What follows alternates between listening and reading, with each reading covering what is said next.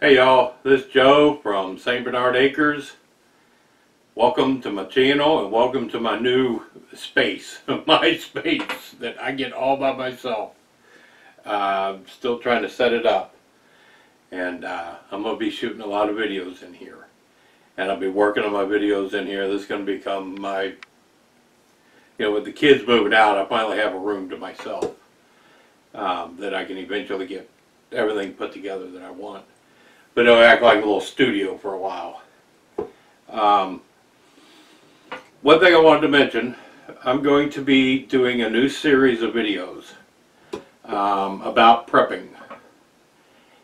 Only a lot of the prepper channels that I watch, they're prepping for, the Doomsday prepper type things. For the world ending as we know it, and 10 years of chaos and blah blah blah. That's out of reach for the normal person. Most of the normal people can't even comprehend it. They reach a point on their channels to where they it's like fear. They try to scare people into these theories that they have, and these different events that they think is going to happen and that they tell you got to prepare for. And like I said, it gets out of reach. And you take all these big channels now and they all copy each other. Whichever, what this channel does, within 3 days, all the other big channels have done the same subject or the same scenario. And they get to where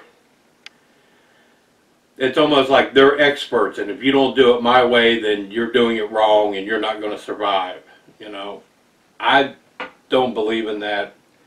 I'm not going to get to the point where I'm looking at what's trending, use that for the title of a video, spend 2 minutes talking about that, and then rambling on about all my other shit. I don't, that doesn't get anywhere. Like I said, if we're attacked with a nuclear weapon and we got a World War III going on with nukes, I don't want to survive it anyway. I don't care. What I want to do is do a prepper series based on reality and regular people, common sense, regular practical prepping versus this doomsday prepping stuff. And what I'm talking about is DHS has finally, they came out with the recommendation of a 6-month supply of food and water because of the condition of our power grid and the vulnerability of the power grid. And not an EMP. If an EMP comes and wipes everything out, then everything is wiped out. It's not going to be 6 months to bring it back up. That's not going to happen. You can prepare for that if you want, but I think you'll be wasting so much time in trying to stockpile years worth of this commodity and years worth of this commodity rather than make a common sense approach to have a supply available to get you and your family through 6 months that it could take if the power grid goes down naturally, or if somebody hacks into it and takes it down. It can be repaired. It can be brought back. Cars are still going to run. You're still going to have generators are still going to run. You're not going to go into the dark ages like an EMP would happen. I am not prepping for an EMP. I cannot protect all of my electronics and my cars and all this kind of stuff. So that's not what I'm worried about.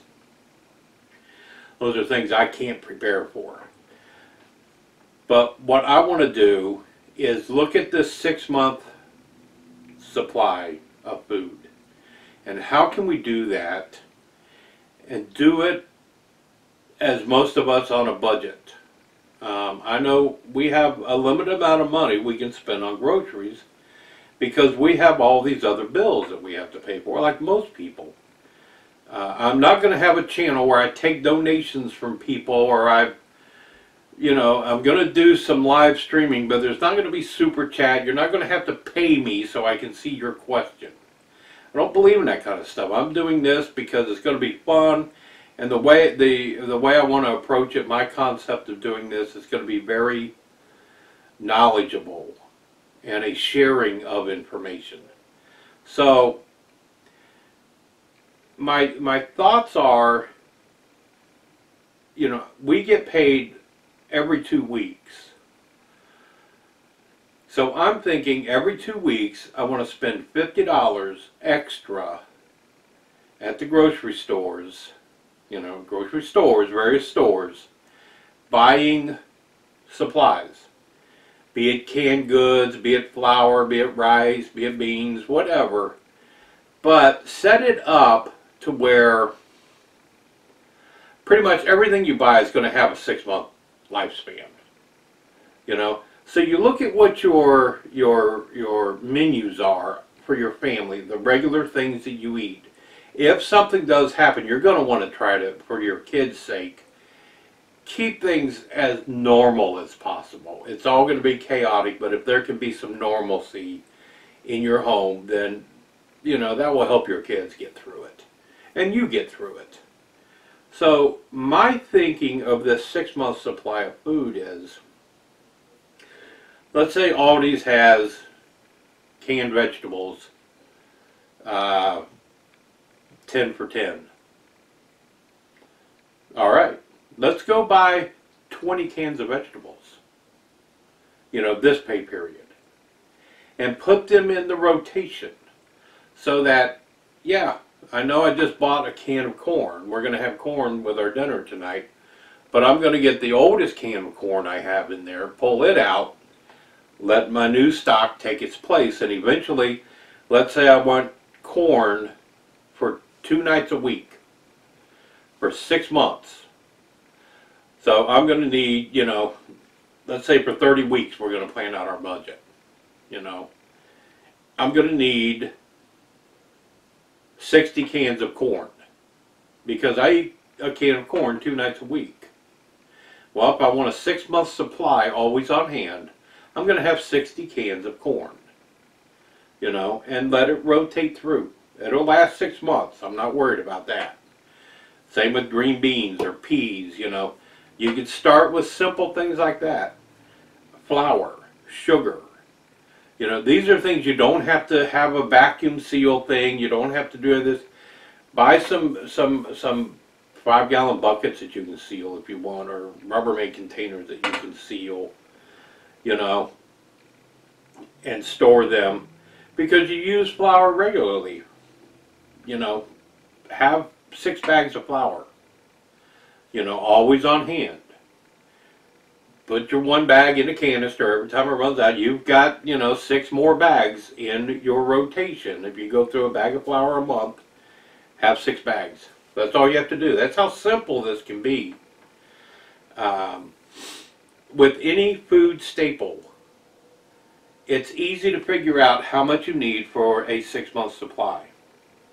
Now, what I want to do as a group, I'm going to do a video every Sunday or Saturday, you know, my weekends. I'm going to retire in May, so I have a lot more days available to me also to deal with this. So I don't know when I'll wind up doing it.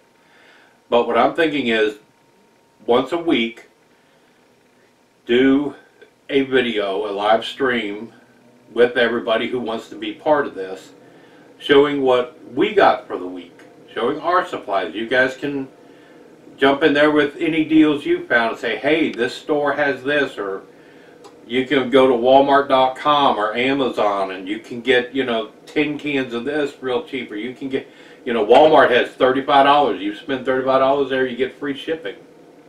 You know, that's easy to do. If you find something that's on special, tell people about it. Tell other people. I'm thinking a Facebook page dedicated to this, where we can all join this Facebook page and maybe share coupons, and, you know, just we all work together without any pressure, with no scare tactics, no fear, and we kind of just build us up a 6-month supply of the staples. And then as we're doing that, we'll also discuss alternative ways of cooking things, alternative ways of heat for 6 months. You know, I have kerosene heaters. I'll have a supply of kerosene on hand that I can build up over time in case, you know, the grid goes down in the winter time. We'll have a heat source. I can't heat the entire house, but I can shut down the house to a couple of rooms, you know, and I can live there just fine. You know, I have my Coleman camp stove that I can cook on. I have, you know, my backpacking stoves that I can boil water on. You know, I can use these freeze-dried meals. You know, I found a deal on some Mountain House packs that somebody on Facebook Marketplace was selling. And I showed you, you know, that in one of my videos, a whole bunch of these Mountain House packets. Those are meals. You know, those you just put in some boiling water. And guess what? I bought, at that time, there's 4 or 5 days worth of food that we could live on and easily prepare. So, you know, when you find deals like that, you're thinking about this. You know, you know you need 6 months worth. Well, let's say we'll do a freeze-dried. Those are not cheap if you buy them, you know, retail. But that would become part of your 6 months. You know, you can't stock 6 months worth of bread. But you know what? We can figure out alternative ways of baking. And we can bake bread. We can bake biscuits. You know, come up with, you know, you got Dutch ovens. Let's practice that kind of stuff.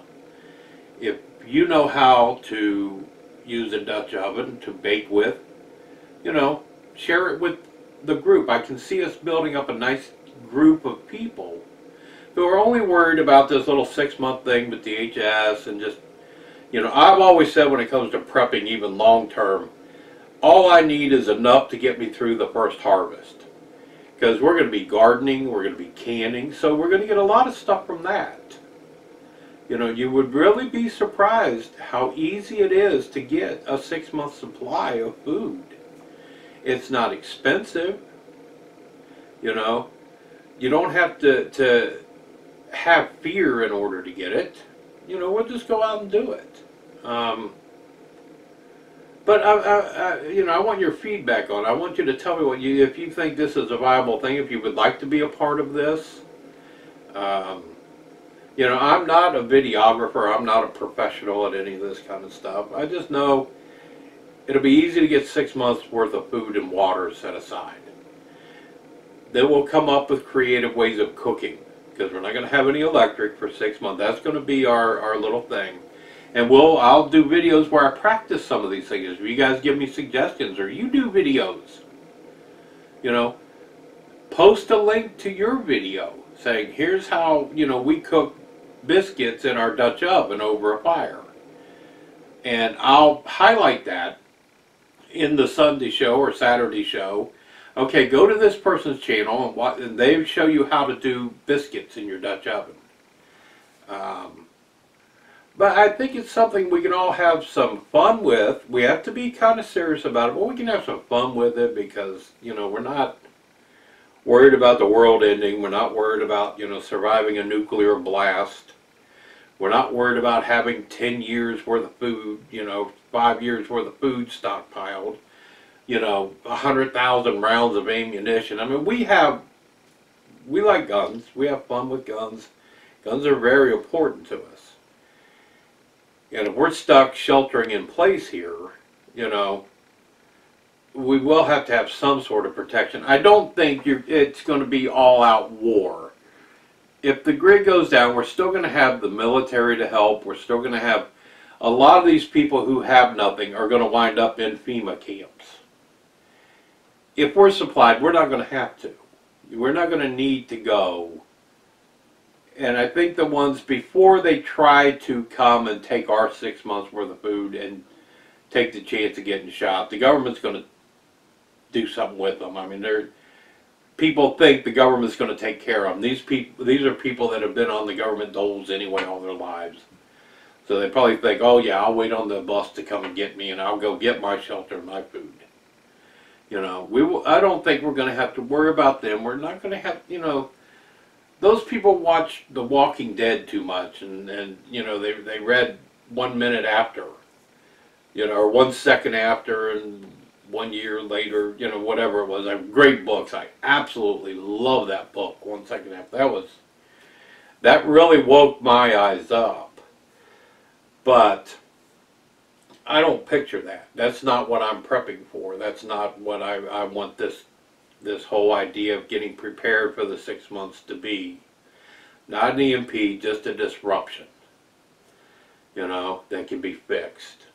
There's still going to be a working government. There's still going to be all this kind of stuff. We're not going to get into... I'm not going to tell you how to prepare for stuff like that. I am very fortunate. I have St. Bernard Acres that I can go to. You know, there's not a lot of people who can afford that, who have that luxury.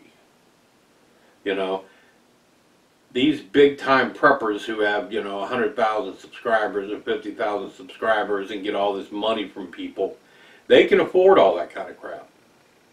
You know, I struggle to buy St. Bernard Acres. You see what I go through just trying to build a cabin because, you know, the money. I have so many other obligations and things that pop up, furnace, truck, you know, I mean, so I don't have those kind of unlimited funds, and I think the group of people I want to work with, and I want this to become a community effort, if you will, are people like me. They're regular people. They work for a living. They don't get handouts. They don't need handouts. They have pride. I don't understand how these people, thank you for your donation. I need donations, you know, donate to this. I don't understand that. I have pride. I have never asked for anything in my life. You know, I'm not going to ask strangers to send me things. You know, if somebody wants to send me stuff, that's one thing. They want to send a gift. I've had people send me gifts, you know, or things to try out, you know, that's fine. I'm not going to ask you. There's no PayPal on my YouTube channel. There's no PayPal on my Facebook, you know. I've had people offer before. I don't want it, you know. I appreciate it more than anything. It means the world to me. But I don't need it. Spend that on yourselves, buying, you know, you get yourselves prepared. I want us all to have some fun. You know, I think you'll be very surprised at how easy it is to get your 6-month supply of your staple items together. We'll do it. It'll happen very quickly. We'll have a lot of fun doing it. We'll share a lot of knowledge. We'll share a lot of information and ideas. And we'll all learn from each other. That's the whole idea behind this. That's what I want my YouTube channel to become. We all learn from each other. I'm not going to teach you a thing because I don't know anything, you know. Sorry if my camera angle changed. My battery went dead, so I had to put a new battery in to finish this. Anyway, where I was. This is a new series I want to start to do. I'd like to know if you guys are into it. If you'd like to see this through and have me go ahead and do this, I'd be more than happy to do it. Again, it's for fun. Nothing else. We're going to learn. We're going to get prepared. I was reading somewhere that like only 5% of the people, 5% have a 2-week supply of food. I don't imagine much more than 5% have a 72-hour supply of food. You know, that was the original guidelines, was 72 hours. Then I think it became 2 weeks. Now it's 6 months. I have 2 weeks right here. I could live for 2 weeks, Gail, and I could live for 2 weeks just right here. But 6 months, we'll buy all the food that we need for the 6 months. Then we'll look at alternative methods of heat. If we can, we'll get it. I have a generator. I can get, some gas stored. $100 a month extra on our food bill. Don't go out to eat a couple times during the week. Spend $100 or a month. Spend $100 a month getting extra food that you normally buy anyway. Just buy more of it. Until you say, oh, okay, I've got 60 cans of corn now. I'm good on my corn. Let's see what else I have. Keep an inventory, keep your spreadsheet going, however you want to do it. You'll see real quick, you'll have 6 months worth of food and not even realize it. Then we can spend our time with practicing other methods of cooking and other methods of heat and other methods of power, while we get through this. And we can all get through it together. We can all prepare together, and we can all get through it together in case it does happen. And if it doesn't happen, well, you got 6 months worth of food there. If you get laid off from your job or you get injured at work, you're covered there. You can always use that and make it up later when you get back to work or you get another job. You can restock that. So it's always good to have it, So let's go for it. Let's all do it. Tell me what y'all think. If you want me to continue this and kind of spearhead this idea, I'll certainly do it. And like I said, weekly I'll show you what I've added to mine. You can, show what you've added yours. We'll do the video feed, but then like I said, I'll set up a Facebook page where we can all post to each other and messages to each other, and here's what I got this week. Hey, this is on sale at Kroger's, or this is on sale at H-E-B. Run and grab this. If you've got an extra $20, add this to your 6-month supply. Here's a recipe I found that we can use. Let's share recipes. I think it's going to be fun. I think, I'm looking forward to it. Again, I ramble and ramble and ramble. I'm sorry it takes so long. But I'm constantly thinking as I'm talking, and I have ideas I want to say, but then other ideas pop in my head and I get sidetracked. I'm horrible at that. But I appreciate you watching. I hope you like my new digs here, my new studio, if you will. Let me know how you guys want to do this. This is Saturday, March 23rd.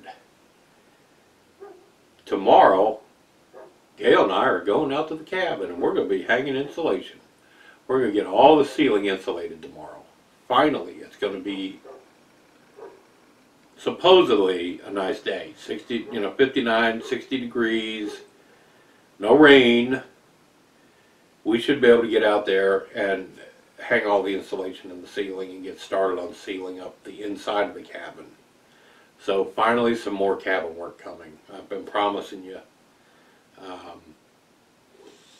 But for now, that's it. I want to think about this prepping thing. I will talk to you all later. This is Joe in the studio. I got to think of a name for the studio now. I'll see you all later. I'm out.